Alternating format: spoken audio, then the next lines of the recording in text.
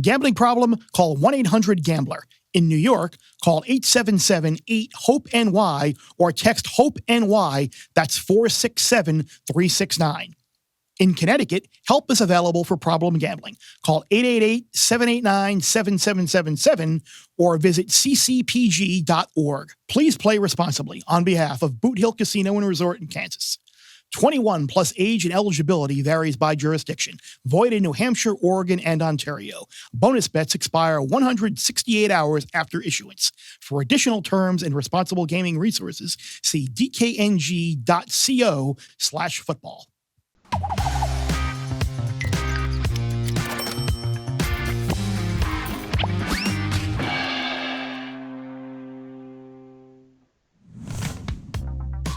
Welcome in, everybody, to Bear Bets, presented by DraftKings Sportsbook. DraftKings Sportsbook is the #1 place to bet touchdowns this season. And this week, new customers bet $5. You get $150 in bonus bets if your first bet wins.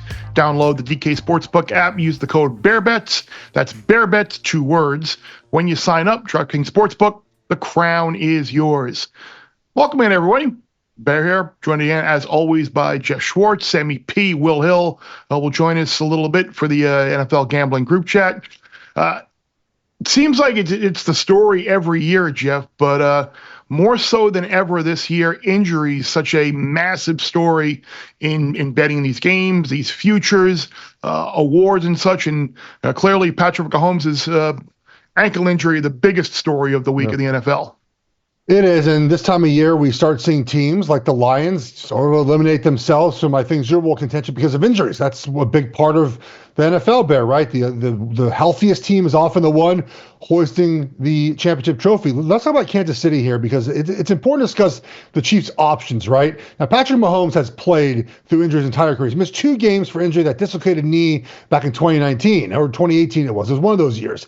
And he's gonna play. We knew this from the start. Kansas City +3 early in the week was a silly line to lay. He's always played. But think about the Chiefs' options here, Bear, right? It's either try to push through it and get the 1 seed. You win this weekend against Houston as now a 3.5-point favorite, and then you beat Pittsburgh on a Wednesday on Christmas, and then you have the 1 seed. You're locked up. Mahomes does not have to step on a football field for nearly a month before you host a divisional round game. Not only that, they haven't had a bye since week 6. They have an older team. Chris Jones, Travis Kelce, Joe Thuney. That bye week is important for the entire team to rest. The other option would be Mahomes doesn't play this week. You hope to win with Carson Wentz. I don't have much faith in that. And you might lose the 1 seed. And then all of a sudden, all that rest that you need for your team doesn't happen. Yeah, you rested Mahomes, but for what? So I think this is the right decision. If he can walk and he can play, design a game plan around him and go beat the Texans.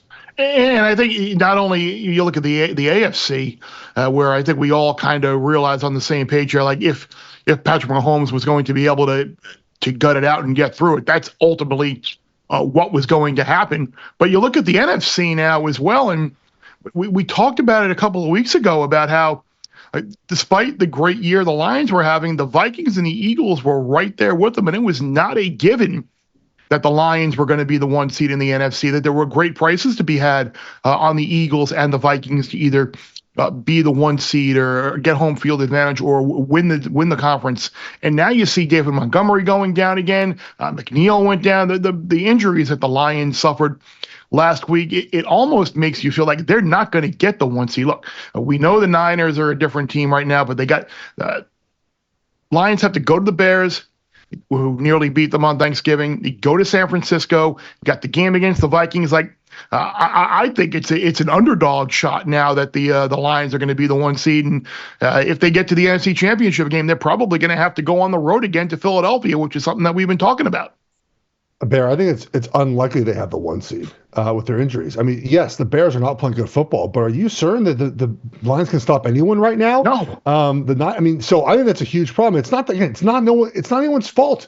It's just the way it is. Philly is extremely healthy right now. They play the way the Lions play, right? They have a worse passing game, but they run in the trenches, which is exactly what the Lions want to do to every team. And eventually injuries do catch up to you. So I think the Eagles are the 1 seed. But look, the Vikings, who are chasing the Lions and chasing the Eagles, to be fair, their schedule is tough. Like you look at it, Seahawks, I think it's Packers and Lions. So 3 playoff teams in a row, potential playoff teams in a row. Eagles have an easier path. The Lions have too many injuries. I think the Eagles are the 1 seed in the NFC. Yeah, and the Eagles, we talk about injuries, the Eagles were very close to suffering a pretty devastating injury last week against the Steelers with Saquon Barkley getting hit just above his knee. It looks like he's going to be okay, but that was, again, just goes to show you the physicality of this game. By the way, we don't need the Vikings losing 2 or 3 here. We got some nice prices on KOC to be coach of the year, so we need them to at least go 2-1 here the rest of the way to hopefully get that ticket home for us. Speaking of tickets and getting home, we got Sammy P and Will Hill with some other tickets too that we're going to be rooting for this weekend in the Gambling Group Chat. Time now again for the Gambling Group Chat. Jeff and I joined by Sammy P and Will Hill to kick around whatever the heck is on our minds. But we are, of course, going to open the conversation with the Super 6 game of the week presented by DraftKings Sportsbook. And it is the NFC East showdown between the Eagles and the Commanders. Eagles just about have wrapped up the division. Winners of 10 in a row. And the question, of course, will be what will the outcome of the Eagles-Commanders game be? Will the Eagles win by 4 points or more? Or the Commanders 3 points or fewer? Eagles, of course, off the big win against the Steelers last week. Sammy, I'll start with you. Does the Eagles winning streak continue here, or do the Commanders hang around in the NFC East race?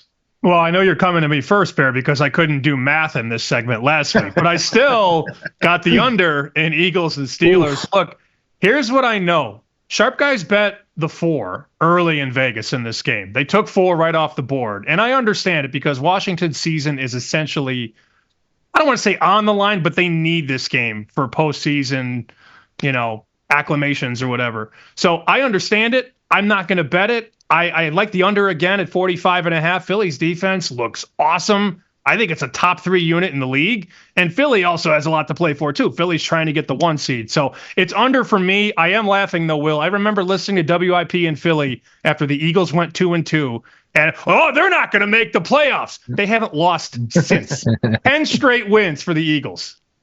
Yeah, I think Washington's going to be okay to get in. I mean, look at just DraftKings right now. They're minus 550 to make it. I think they're okay to make it. I don't think they have any chance of winning the East. So I question Washington's motivation. To me, it'd be Philly or nothing. I do think the Jaden Daniels regression is real.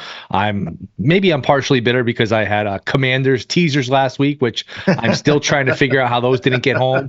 But he's taken a lot of sacks. It's not funny. I don't know why you're laughing.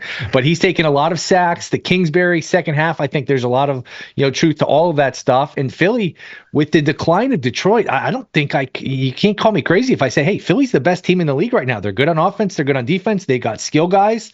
Okay, the quarterback, you'd wish they were a little better in just obvious passing downs, but everyone's got, a little bit of a chink in the armor. I think Philly's the best team. It'd be Philly or nothing for me. And usually laying points on the road is not a good way to go. But this year in the NFL, these home dogs have not been barking at all here, Jeff. I'm going to give you, I think, a way to wager on this game. I'm with Will on just the Eagles in general. If you want a full game wager, oddly enough, Jalen Hurts is a favorite. Is not terribly good against the spread, but he's really good against the spread when the team they're facing is over 500. It's kind of a weird quirk where they play up. They play better against better teams, and this is a situation where that's certainly the case. But can I present you guys a situation to take the Eagles live in this game, where the Eagles typically start slow and Washington starts fast? That's sort of how these two teams go, and the Eagles second quarter, third quarter, fourth quarter take over with the offensive line, with the defensive line, and sort of figure things out, where Washington tends to decline in the back half of football games. So this feels like a really good spot, guys, to just maybe sit it out right now. Washington gets up 7-0 early and take the Eagles immediately after that at a much better number. So that's how I'd play this game. I might wait a second and then take the Eagles at some point when I feel more comfortable, whether it's a money line or even getting some points, because Washington starts fast, Eagles start slow, and eventually that reverses itself. I just like the Eagles team in general. I bet on them to win the NFC earlier this week. They're healthier than the Lions, which is an important part of this time of season, guys, right, Bear? So I like the Eagles, I think, in this spot to win and cover, but also I think live wagering this game is a good option as well. Will, we were laughing with you, not at you. Never, ever. I was laughing at Will. I was laughing at Will. Those are expensive laughs. The audience. Jeez. Believe me, I've had some expensive laughs in the last couple of weeks as well. Jeff, you learned something new, though. We learned something new. I didn't know the clock stopped in the NFL. That was a new rule I wasn't aware of. Yeah, you just did randomly. They make up the rules as they go along. It's like the college football playoff. They just, in the selection committee, they just make it up as they go along each week. Jeff, do you think that the Eagles kind of run the same type of game plan they did last week, getting those receivers more involved earlier? Or do you think they go more to Saquon and Gainwell like they did, they've been most of the year? I think they just do whatever works best for the game plan. I'm not sure that they go target A.J. Brown. He seems happier after last week. But again, I mean, it wasn't the most dynamic passing game we've seen in the NFL. I mean, the Eagles acted high and mighty, which they should. Right. We questioned them, and they ended up going and proving us wrong. But I think they do what works best in this game, which is Saquon Barkley. I've liked guys as a kind of a small wager every week. Like the Gainwell over rushing yards, it's set about 20 every week, 19, 20. He gets the ball a lot, especially at the end of games. If you think the Eagles are going to win this game, that's a spot, especially too as well, like 3rd and long. The Eagles run the ball all the time. Guess who's the running back? Gainwell is. So Gainwell over each week seems to be a number that I gravitate to towards Sunday. Plus, Barkley got a little banged up at the end of last week, right? I don't think it was serious, but I saw him like limping, or something got twisted or something. Yeah, my heart dropped when he went in the blue 10. Nothing ever happens that's good in the blue 10. Sammy, do you think that the Eagles have to have the 1 seed to get to the Super Bowl? No, that team could win anywhere, man. They can win anywhere. I kind of agree with you as well. I would love them to get it. I got a nice 4-1 ticket to win the NFC, but I agree. I don't think they. I think that style of play can travel anywhere, especially if Detroit is injured as they are, and the Eagles would have to go there.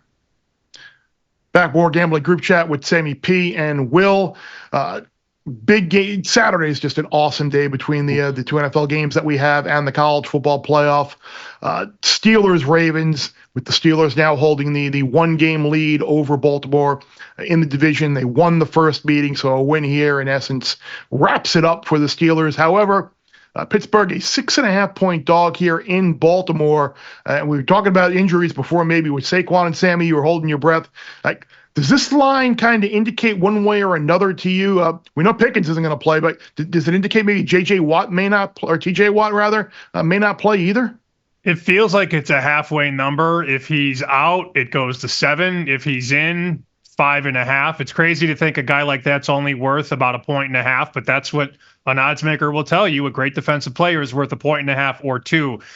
I'm thinking about taking the points here, guys. Maybe gambling on Watt being available, gambling on him playing, being effective. If they roll him in, it's hard to think this goes toward Baltimore. We might see 6 or maybe even 5.5. I will say, though, guys, I will not be watching this game. I'll be watching Texas-Clemson in the college football playoff. Go ahead, Will. Well, Saturday's almost too good. It's almost like when the waiter brings the appetizers and the entrees and the dessert and just throws it all at the table at once. Where am I supposed to start? Can I just have one thing at a time? I kind of do wish they spread it out a little bit. And Jeff, I'm not sure where you're going with this game. I would actually lay it. I know people are going to see all the trends. Tomlin versus Harbaugh. These games are always close. Steelers, Ravens, always decided by a field goal. I think that's actually giving you some value on the Ravens. I just don't think this Steelers team is that good. We're recording this Thursday. Pickens didn't practice on Wednesday. If he doesn't go, where are they going for offense? They did nothing offensively. I think there's a ceiling here with this Wilson offense. I think maybe the league's starting to catch up to them. I think Baltimore's getting better defensively. They're motivated. Baltimore winning this game by 10, 13 points, I don't think is far-fetched. I think Baltimore rolls here, Jeff.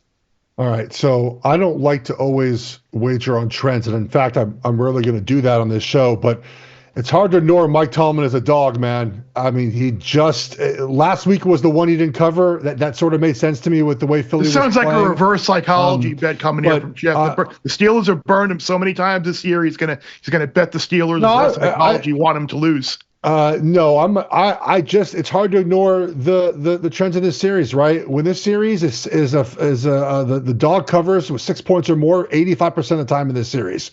It's just these games are always close. And whenever you think Mike Tomlin's teams are dead, I mean, Bear, you probably watch more Steelers than all of us combined.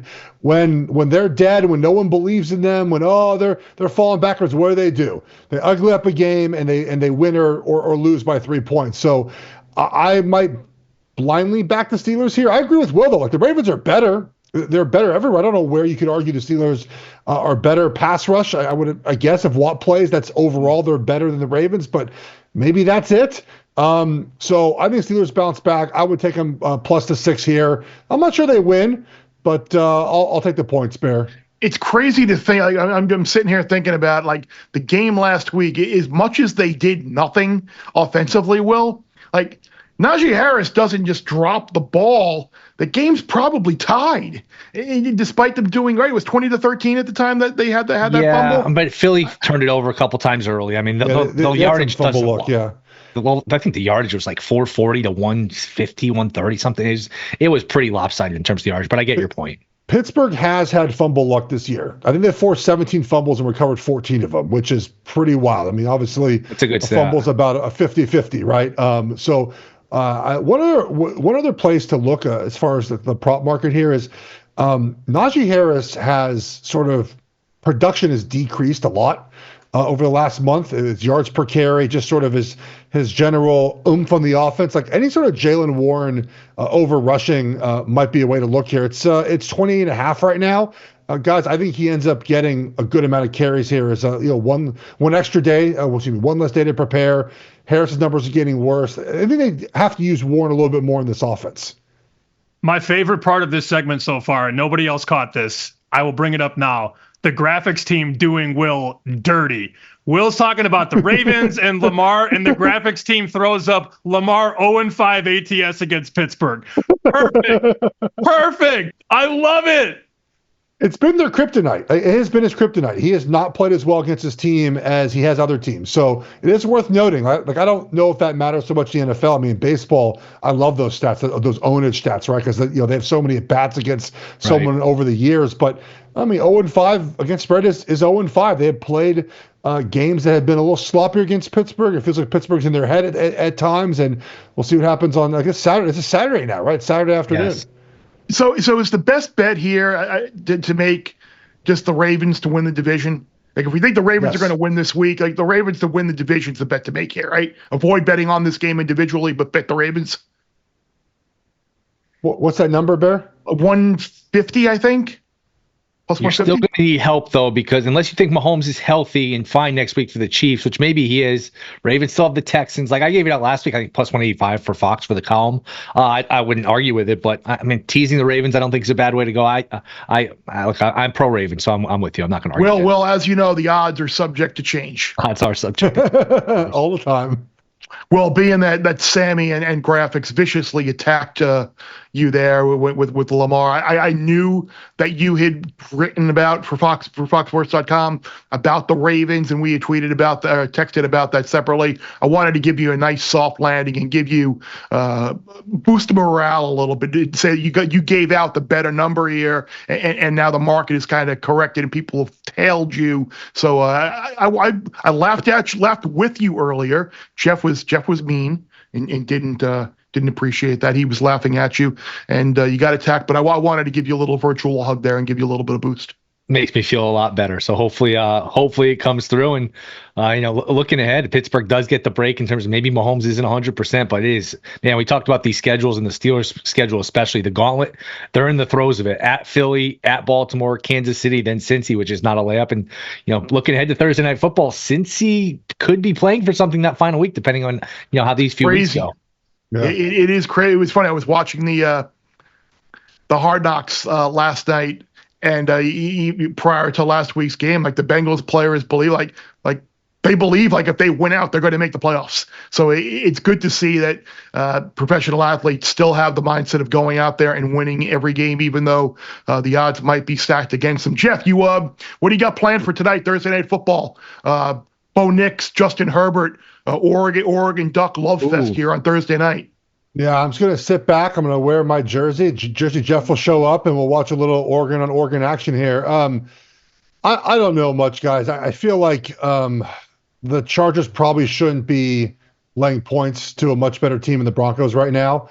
There's no home field advantage here, right? This game is in Los Angeles, where, as we know, the road team often has more fans than the home team. I mean, Will, what's the Chargers' case here? That they just magically find an offense against the best defense in the NFL? I don't really get the case for the Chargers being a favorite here.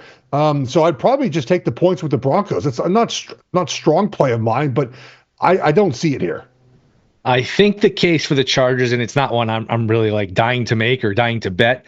Case for the Chargers is just anti-Denver, where hey, that's about as misleading a box score as you can get against the Colts, where they had less than 200 yards and not only win easily, cover easily, just insane. If you had the Colts last week, my goodness, take a walk. That's a brutal one. A couple weeks ago against the Browns, that's a misleading final score. Is what 2 pick sixes for Winston threw you. So maybe there's a little Knicks regression. There's been some misleading scores with Denver. That being said, I think Denver is a good teaser leg, division game, pretty low total, should be a pretty close game. I like the under more than anything just because Herbert's banged up, his weapons are banged up. Knicks played terribly last week against the Colts. So to me, division game where it's like a 20-17, 20-18, kind of a weird low scoring game. I think this will be points will be hard to come by here, Sammy. Oof, I hate this game. I probably won't make a bet. I heard Sammy say I hate Oregon. That's what I heard. No. Everyone hates us. It's okay. Join the club. No. I have an Oregon hat if you want me to get it out, but then I had the Oregon hat on and Jeff assaulted me for FCS, so I might not put that hat back on. I did laugh this morning though. We're doing our show, and as you guys get these emails too, it's like from sports books with the number one props of the game. Right. And I could not believe the number one bet prop, at least at this place, was Kamani Vidal over 1.5 catches minus 170. What? And I Who's thought laying 170. I thought because of course it's Kamani Vidal minus 170. So I might short that. I might bet under at plus 140, but it's just a fade. I don't love this game at all. All right, I'm going to follow up 2 questions. The first for the room, anyone can respond. Do we buy any of this like recent Nick Bonito, Pat Surtain, Defensive Player of the Year type hype? I mean, we've seen their odds come down dramatically in the last couple of weeks. Like, and if TJ Watt is hurt, like, is there a path for either of these guys to win DPOY? Probably not. I just feel like there's not enough momentum, not enough. It's just not, I don't know, public enough. I feel like it's hard to come out of nowhere and win this award. I don't know if you disagree, Sammy. I think a lot of these awards are final, man. I mean, it feels like Offensive Player of the Year, Offensive Rookie of the Year, Defensive Player of the Year, Defensive Rookie of the Year. I don't want to like blanket that statement, but what the books will do at this point in time is just make these dogs bigger and bigger. Oh, look at the value, 20-1, and the guy doesn't win. Like, be careful going down the board in a lot of these markets. The reality is we get to week 16, 17. A lot of these markets are mostly wrapped up.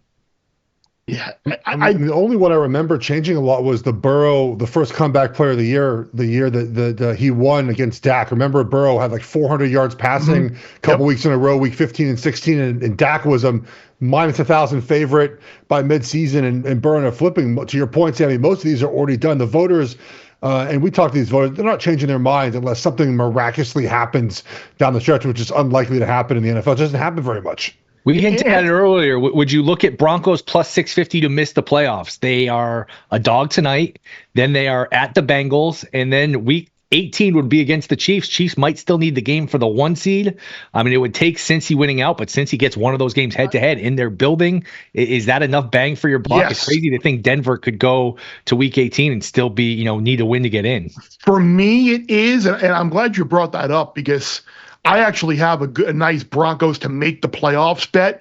So like if plus money, plus 200, I think it's somewhere around there. So if I can lock in a profit, like I'm willing to accept that. That's actually something I'm gonna have to take a look at this afternoon once we get done. Well, so I appreciate that heads up because that's a great number. Because like I said, there are a lot of moving parts here, and it's certainly not a lock that they do make it. We mentioned another awards, maybe Sammy Marcus being locked up, like Coach of the Year. Like, if you want to say that the Broncos make the playoffs, is potentially Sean Payton still worth the play? Like, I think this is just me talking. Like, I think it's down to KOC and Sean Payton. A lot of good candidates. You're probably right. I think Campbell, it's going to be hard for him to win. They'll probably lose another game out of the last 3. I mean, this was a team with a 17-point lead about to go to the Super Bowl last year. Them going, 14-3 or whatever. Is that really coach of the year? Are voters going to think of that? I don't know. And he's had some strange, game decisions last week with the onside kick. Some people didn't like. I had no problem with it, but it's probably down to Peyton. Can Tomlin, if they hold on to win the division? I don't know that you could throw Tomlin. That would be the one. If Tomlin can hang on and win the division, I don't know that you can throw him out, Sammy. Oh, the blueprint is there. I mean, for O'Connell, that's not exactly a hot take, Bear. He's favored to win the award. Last week he was 4-1, and Campbell was the favorite. Detroit loses, Minnesota wins, and now O'Connell the favorite. Very fluid market week to week, but they won 7 games last year, and their quarterback of the future didn't play a single game this year. And they're going to go 14-3, 15-2 with Sam Darnold, maybe be the 1 seed. How is he not the coach of the year? I would tend to agree with you. I hope you're right. One final question for Geoff here before we move on to some other topics. Number one, what time is your flight on Friday morning? Early. I made sure I arranged my whole trip to Utah this weekend around the football games. Don't tell me. So you had no shot of staying up tonight for this game? Maybe. I don't know. I mean, I was so enthralled by the Cal UNLV game the other night that I'm a little tired from watching that game. So, my flight's not that early in the morning. I might stay up and watch. It really depends how much money I have on the game. Like, as of right now, I have $0. If I end up having some dollars, I might stay up. Oh, you'll have some dollars. Maybe we'll get some help at some point here in the afternoon. We will. You might wind up. Vidal under 1.5. Exactly. They might. What position does Vidal play? Can you throw that out there, Sammy? I believe he's a running back. I think he's somewhere. He's something. Yeah. Someone might be serving up a drink. Someone might go for a walk. Who knows? There might be a little bit of an impetus for Thursday night football. But Geoff, we talked about the injuries at the top of the show. Like, is there any reason now to get involved? Again, people are going to want to bet games, whatever. But you can't, in good faith, like in good sound mind and judgment and decision making, lay 3.5 now with the Chiefs, knowing that you could have gotten them plus 2.5, 3 early in the week when we all kind of knew Patrick Mahomes was going to play. Like, at this point, like, if you don't have a bet on this game, like, this is got to be like, take the Texans plus north of 3 or pass. You can't lay 3.5 with Kansas City now, right? You can't. Unfortunately, we don't do this podcast on Mondays. Otherwise, I was screaming from the mountaintops, take the Chiefs plus 3 on We heard Monday. you on VSiN. Don't worry. I was doing that. And I've also now grabbed Texans plus 3.5. So I got a little middle there to have for this game. Look, if you missed the best numbers on the Chiefs, I don't think you're laying 3.5 now. We sort of talk about money line parlay legs. I mean, Chiefs in a money line parlay, maybe you play it that way. I don't think they're going to lose this weekend to Houston if Humphreys plays, which we don't know yet, at left tackle. He did not practice this week. But again, practice is quotes, practice this week. They're basically walking through 6 days in a row before playing Houston. Houston also, guys, like, every week, it's like, I don't know. Their offense isn't what it was last season. They do a lot of things that don't add up to scoring points. They're really good on defense. And I think the Chiefs can have to make sure to get the ball quickly. And Hollywood Brown back this week could be a potential boost for that offense as well. So, Will, I have the middle to play. That's what we'll sit on for now. The look-ahead line on this game was 4. Now we're at 3.5, so we're basically saying, hey, no concern with Mahomes. Not only is he playing, but he's going to basically be 100%. I don't know about that. To me, it'd be Texans or nothing, just with the off chance. Not even an off chance. I mean, that was I know Mahomes has convinced us he's Superman, and all these injuries a couple years ago in the playoffs and previous times he's just brushed them aside and played fine. Okay, maybe he does it again, but maybe he doesn't. If you're just looking for action, it'd be Texans. And we don't talk a lot of parlays, but this one is correlated. Texans money line parlay with the under 42, with the thought that, hey, Mahomes just isn't healthy and he has to either leave the game or he's just completely hampered by the injury. You get plus 380 on that. So I don't think that's a bad way to look at it, Sammy. I bet under 40.5. So I'm very sharp. The market is now 42. Very, very good bet. Not nerd. I was betting injury. I didn't think he was going to go, and then Jeff was so adamant that he was going to go, and Jeff looks like he's right. I mean, the market believes he's in. Obviously, KC back to 3.5, and DraftKings has a 42. So I'm expecting to lose my under 40 in the hook, Bear. That's where I'm at in life. You know what though? Sometimes I don't mind. Sometimes where you get a little bit of a move against you. Again, you don't want to always be on the wrong side of the move, but we'll see how it works out Friday night for me, because I bet under 51.5 at Notre Dame, Indiana, and now we see 52s up there. So I thought that number was going to come down, thinking I was going to get the best of it, and I sure haven't. We talked about Baltimore, Pittsburgh in the market with Watt. Is he going to play? Minnesota, Seattle, Vikings favored by 3 on the road. Geno Smith got beat up last week. What do you think that line indicates anything one way or another? I know Geno was a full participant in practice. We think he's going to go too, right, Sammy? Yeah, I think he's in. I have him in at least. If this is Sam Howell, this number's 5.5 or 6. That's what I would do. I mean, that's what I would make it. So 3 tells me he's in, but I also bet under 40.5 in a game that's not 42. So I think it's Geno though. Will, I do. And if it is Geno, which I agree, I think it will be. I think taking the 3 is the way to go, just because Seattle's still a tough place to play. That's been a house of horrors for Minnesota. And look, 12-2, their win total was 6.5. They're sitting here 12-2. They control their own destiny for the 1 seed. Unbelievable story. That being said, I mean, look at the win streak. It's a lot of Colts and Jags and Titans and, the Bears, that debacle on Monday night. Falcons put up a ton of yards on them. Arizona should have beaten them. It'd be Seattle or nothing for me.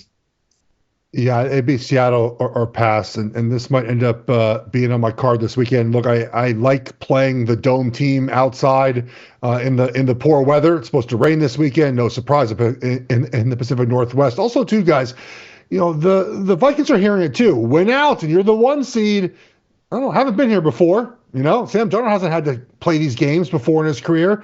So this is a new moment for them. Seattle looking to bounce back. They got pretty embarrassed by Green Bay. And the home field this year for Seattle hasn't been a thing. And I'm not sure home field matters much in the NFL. We talk about this each week. It didn't matter much last weekend. The weather, to me, matters more. So it'd be Vikings or nothing here, guys. I thought Seattle would win against the Packers, so I was wrong about that one. But I'll back them again here. Yeah, I'll be curious to see the weather reports. This could be a higher scoring game. I mean, the Vikings got so many weapons on offense, and if Geno goes, you would think that their offense would certainly play better than they did last week. I might look at the over 40. We look at 43.5, actually down to 41.5 in a lot of things. I'd go over 41.5 here.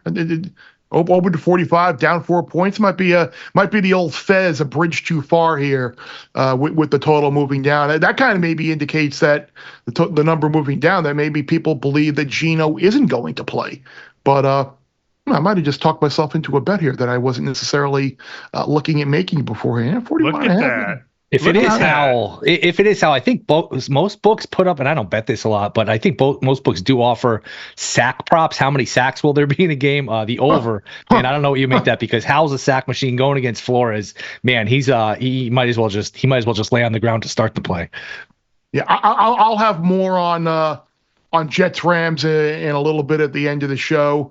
Another one of what you just mentioned, Jeff, about an outdoor West Coast indoor warm weather team going northeast to face the Jets.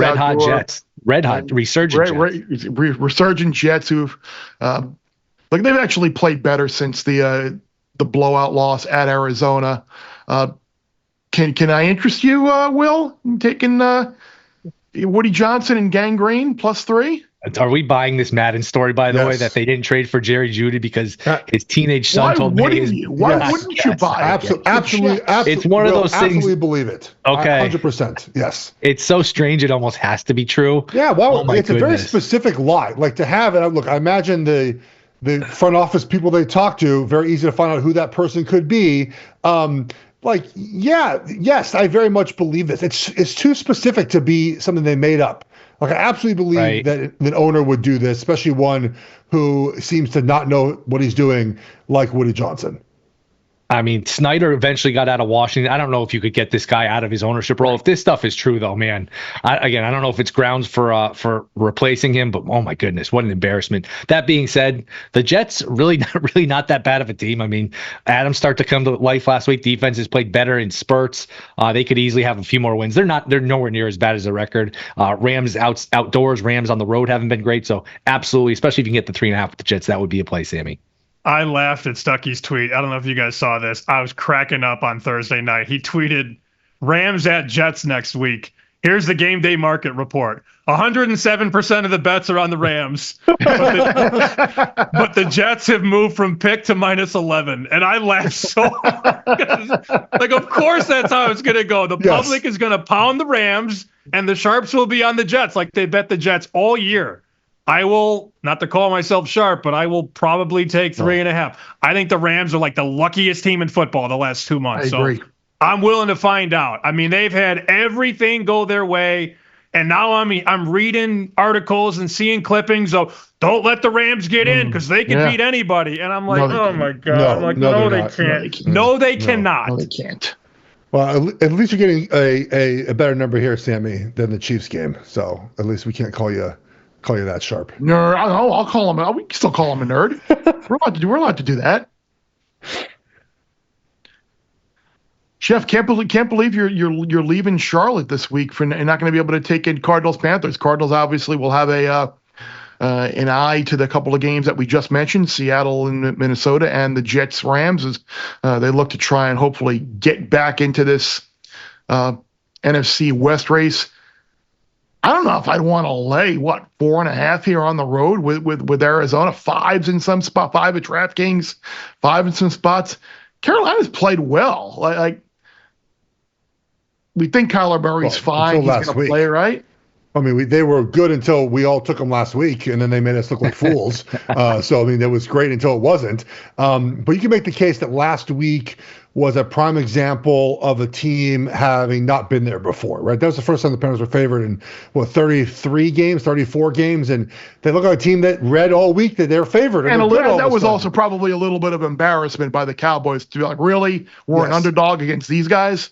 I would back. I'd back the Panthers here, guys, to have a bounce back after that game last weekend. You guys see the clip? I know Kyler Murray was sort of joking, but they asked him about playing cold weather, and he's like, I don't know. And he's like, it's gonna be 35, and he was like, like laughed his way through it. Like this, we talk about this all the time. It does matter.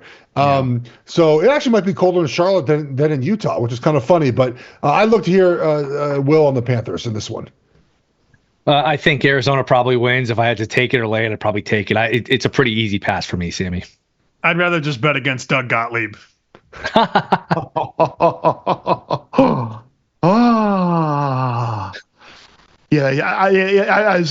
know you're going to be doing the Megapod later, Will. Yeah, this would be the game you want absolutely no part of. Yeah, this would be it for me. I want no part of Arizona, Carolina this week for sure. 49ers, Dolphins, and another game for me that I don't necessarily know if I could really play this. Maybe Trent Williams may not play again. This is now just basically, it could be just the Niners kind of playing out the string. Tyreek Hill kind of making some waves this week, so maybe he gets the ball a little bit more. Is he disgruntled? Who knows?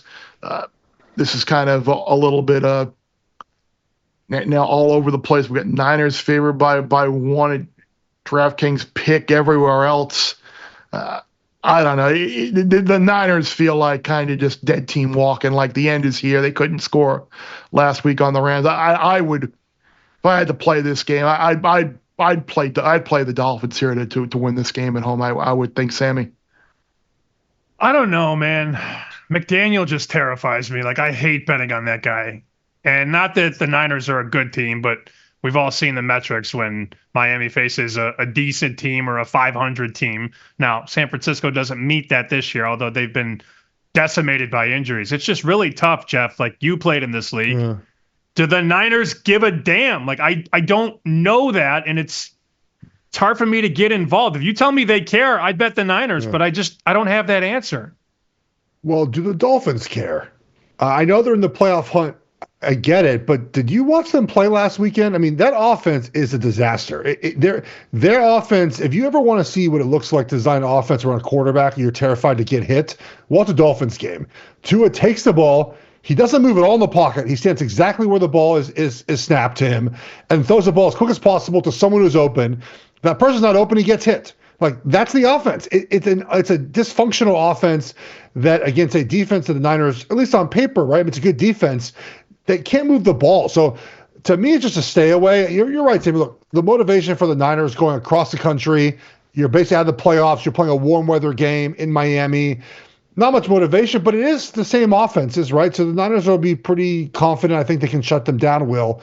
I would say pass for me on this one. I don't have much on this game. Haven't bet it, but if I were going to play it, I'd play the over. Miami basically had their season end last week with a loss. San Francisco, same thing, had their season end with a loss. Sometimes when you get these teams that are out of it, it's fun, happy time. We just throw the ball all over the yard, go for it. Kind of less intensity maybe defensively. So if anything, be over. San Francisco with a good offensive coach who was embarrassed last week in primetime, bad weather. You got to figure he's in the lab figuring, all right, I got to scheme up some points here. So I'd expect San Francisco to play better on offense. Hell, it would be hard to play worse. And I think going forward for next year, we need to keep in mind Purdy and bad weather might be a thing because we've seen that several times, but it'd be over or nothing for me, Bear. But by the way, did you see the PFF? I don't know if they're power ratings, whatever, rankings, whatever. Like, I had the 49ers 6th and the Falcons 4th. Like, I just said, in what world right now can you power rate the 49ers 6th? Like, I did not see that. It makes no sense to me. Yeah, I don't get that at all. Where was this, Bear? PFF. Interesting. Yeah, which I just don't get. And then I guess to kind of close it out here, Bucks, Cowboys, Buccaneers now controlling their destiny, their fate to win that division, playing fantastic. Mike Evans continues to be great. Was that a one-off for the Cowboys last week, or do we think that they might have another solid effort in them here? Buccaneers right now laying 3.5, 4 now in most spots Sunday night in Dallas. I'd probably lay it here. I just think the brand of football that the Bucks play with the physicality of the running game and the weapons that they have, Dallas facing that front, I don't get it. I don't get it at all. I would lay the points here with Tampa as they look to lock that division up. They bet some over early, 47.5 and 48. It makes sense. I mean, Dallas's defense is atrocious right now, and Tampa's been moving the ball. There's a team. We joked about the Rams. The Bucks are a team that I think could win a game or two in the playoffs if everything breaks their way. That's a very good team right now, getting healthier on defense ideally. And Baker's been slinging it, guys, all year. He's been playing really well. He had a lot of games without Evans and Godwin, but now Evans is back, and he went off in the last game. That's a team I really look forward to watching and betting on in the playoffs. I agree with the move to the over. Not going to bet the side. Yeah, if the Cowboys don't muff the punt a couple Monday nights ago, they're kind of sniffing around a playoff spot. Give them credit. This is a dead team. They beat a dead Giants team on Thanksgiving. Then they should have beaten the Bengals. Then they won Carolina last week, where it's the Panthers, but they were underdogs. So they've been playing. They've been playing hard. I think they've probably saved McCarthy's job from the sound of it. I'm not dying to bet them, but I don't really want to lay it on the point on the road here with Tampa, who I still think, look, solid team. I think they're probably going to win this division, but I do think they're flawed too. It'd be dog or pass for me, Geoff.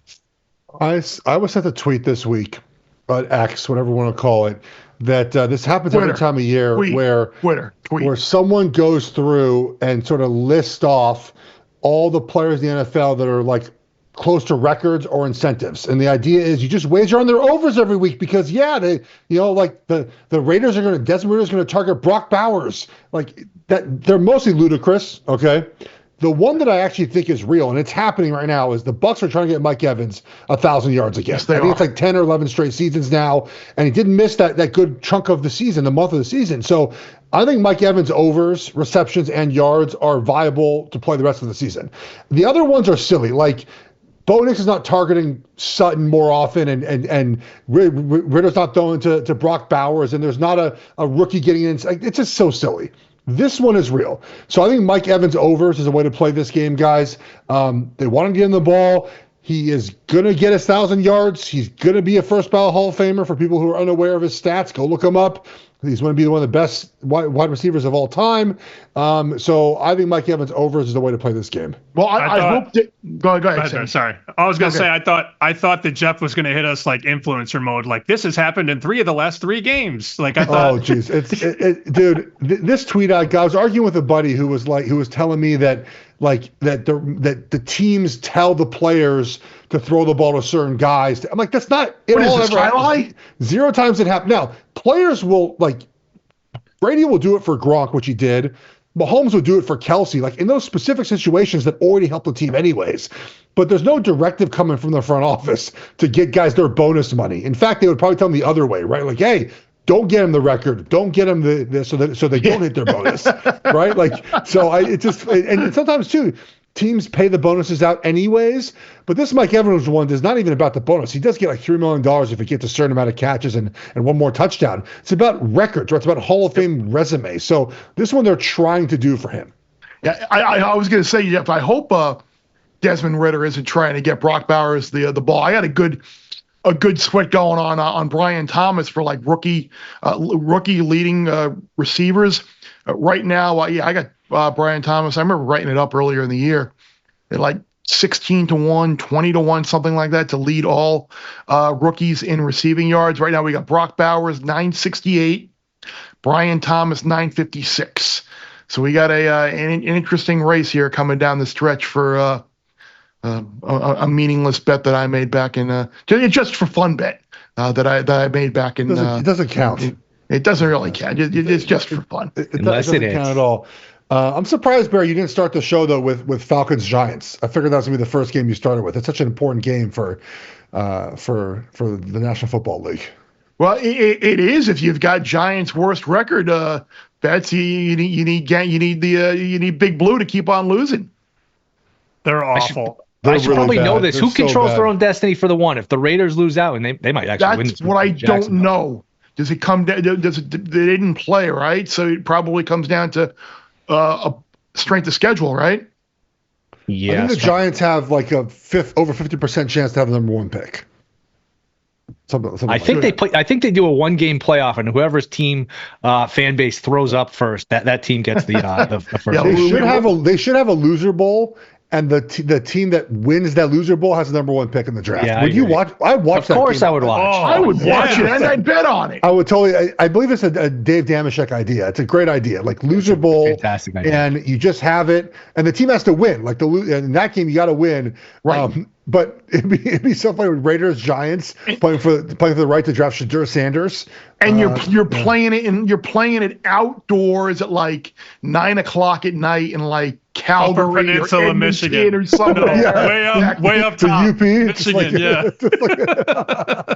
If they do that, we get a cut for that because that's a fantastic idea. That would do a monster rating too, because the first round pick, even in a down year with the draft, first round pick means a lot. It'd be like a standalone game. You put it on like a Friday night before the playoffs or during the playoffs or something. It would do great. And think about the handle too, the betting handle. Look, not to take this into college, but I've thought for a decade, if you took the 2 worst teams in college every year, so this year it'd be like Kennesaw State and Kent State, you put them somewhere miserable, and the loser gets relegated to FCS. How much fun would that be? Oh, I would watch that in a heartbeat. That would be a disgusting football game. We watch these meaningless bowl games anyways. I mean, we don't. We watched what was it, Kennesaw State trying to get 30 points, Sammy, on a Tuesday night like a month ago. I haven't watched 1 second of bowl so far. First bowl I'll turn on will be Friday night, Notre Dame and come Indiana. on, Bear, have some fun in life. Put on one of these bowl games. I follow the score tracker, but I don't need to like. House Hunters is on, and like Friday afternoon, we finally get some day ones. That's for me. I want like a Monday afternoon, 2:00, like the Myrtle Beach Bowl. We didn't have that for whatever reason. Monday, Tuesday, Wednesday, Thursday. Like Tuesday, they started the game 9:10 on Eastern on a Tuesday night. Like, come on, what are we doing? Put some on during the day. We'll watch them. Like I do remember like the Bahamas Bowl being on at like 1 in the afternoon. I remember the year there was like a massive like wind direction, like the wind was like 30, 40 miles an hour one way, and like you couldn't even try and throw the ball in one direction. But yeah, I think the Bahamas Bowl is the last bowl of the season this year. It used to be like the first. The highlight. Yeah, they used to have it on Christmas Eve. I remember. I forget the teams. There was a massive comeback. A team down 28 or 35, and they cut it to one after a Central touchdown. Michigan, right? It's Central Michigan. Yeah, Central Michigan. They went for two and didn't get it. It's that's Saturday, the worst. That's the worst bad beat ever. That's Van Pelt. That's Western Kentucky, Central Michigan.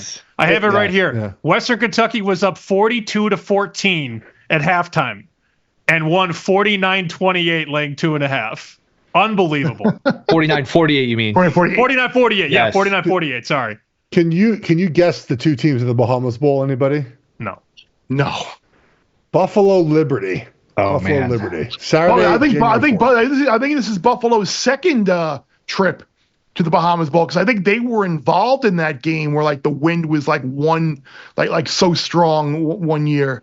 That I think this is Buffalo's second time down to the Bahamas. In Liberty with the backup quarterback, right? Because Caden Salter's going to Colorado. play in Boulder. Yeah. Big Noon will be there next year to see him multiple times. Yes, you will. All right, that's enough. I think we've made people nauseous enough with bad beats and terrible games and dreaming of cold weather relegation / promotion / number one overall pick conversation. Thanks, guys. All right, back from a wonderful gambling group chat. I hope you guys get set for the NFL weekend, Bear. It's tough, man. These NFL lines and these games, as the season gets longer, become stinkier and tougher to pick out. But we have contests to be in, and we have wagers that we have to make to be in those contests. Find 5, find 7, bud. I gotta find 5. You have to find 7. You have a tougher job than I do. But I'm gonna go with my fade of the week here, and we're gonna fade the New England Patriots, Bear, against the Buffalo Bills. That's a big number. It's 14 points Buffalo is favored by. But I'll give you a few reasons why I like Buffalo here. For starters, New England came off a bye last week and looked horrendous. Like the vibes out of Massachusetts aren't great, Bear. And I'm not sure they have even more than a handful of players that are good, and that handful might be 2, Christian Gonzalez and Drake May. Otherwise, it's not a very talented football team. And one thing Buffalo has done over the years is they have blown out bad teams at home when they are a big favorite. So I'll give you examples from this season. They beat Jacksonville by 37 at home this season. They beat Tennessee by 24. They beat the Niners by 25. This is what they always do. No, I'll take it back. Not always. New England came there last year in the same situation. It was a closer game. But even like last year, I mean, they beat the Jets at home by 24 points. Like they win these games by a lot, Bear. Yes, their defense does concern me. That is a fair take on if you're on the other side of this. But I like Buffalo to steamroll New England. Nothing to play for you're New England. Vibes aren't great. Buffalo vibes all-time high. New jerseys this week as well. Red tops, it looks like. So they look good. Yeah. They look sharp. I'll back the Bills here. Do we think Gerard Mayo is one and done in New England? Is that something Bob? No, I don't think so yet. It would feel like that's a pretty rash decision from a franchise that doesn't seem to make those very often. I tend to agree, even though I think the Mike Vrabel being out there, that might be a very enticing option for the Crafts. But yeah, I think I'd be surprised too if he were one and done, being that he was kind of groomed for this for a while. My best bet presented by DraftKings Sportsbook, and I hate myself for it, but I'm going to go with the Jets. I'm going to take the Jets +3 against the Rams. The Rams seem to be a team that I really can't figure out. They won an ugly game last Thursday night against the Rams, or against the Niners rather. Won a high-scoring shootout with the Bills the week before. Won another ugly game the week prior against the what was it, the Seahawks, right? Was who they played the week prior to that? Yes. And at least the Jets, I mean, last week was probably the best Aaron Rodgers had looked all year. Granted, it was the Jaguars on the road in a warm weather climate, but at least they had. It's sad when you say, like, at least they haven't quit. But since that game against Arizona where they got blown out, they gave the game away against the Colts, probably gave the game away against the Seahawks, gave the game away against the Dolphins. Like, they've at least been in these games, and it feels like a really good spot for the Jets here. Getting 3 at home against a team in the middle of a playoff race and winning that division out there. A lot of divisional games in a row there for the Rams. I think warm weather, dome team, going east to the Northeast late in November or out of December. Good spot to bet against the Rams. The Jets will also be a play of mine in the contest, Bear. I can assure you that. Right. I like the dome team on the road situation. I sort of fade them very often. 26 degrees on Sunday, 12-mile winds in East Rutherford. So that's hard for dome teams to do. It's an angle I like playing quite often, Bear. All right, my best bet. I did this last week. We're going back to the well. We're taking a disgruntled wide receiver over. His receiving prop was 6.5. Tyreek Hill tweeted out something like, it can be interpreted two different ways. One is get me the heck out of Miami. Well, the other one is get me the ball. I guess both can be true as well. But guess what, guys? A disgruntled star wide receiver wants the football. Guess what's going to happen? He's going to get the football, Bear. You saw this happen last week with A.J. Brown. 6.5 is a lot of receptions. It's 7. Getting 7's a lot. But in this offense, too, the screen passes, the quick throws, the RPOs. Like, I'm not going for yards here. It's a high yard number. I'm going for receptions, Bear. So give me over 6.5 receptions for Tyreek Hill. Back to the well of angry wide receiver getting the football. Okay, I love the thought process. I love the way you're going about it there. And it followed you with Jeremiah Smith and Ohio State in the college football playoff as well. Great few days coming up. Thursday night football, Friday night college football playoff, Saturday college football and NFL, Sunday NFL, Monday night football. It is an awesome weekend. You talked about cold weather. Nothing better than staying inside, sipping in a hot or a cold beverage, maybe get some wings, whatever else. But great time of the year leading up to Christmas. Enjoy the football. Appreciate everybody, as always, for joining us and downloading on Spotify, Apple, wherever you get your podcast, Bear Bet's YouTube channel, and our new home on FS1. For Jeff, for Sammy P, for Will, I'm Bear. Remember, happy holidays, and remember one thing, my gift to you: the less you bet, the more you lose when you win.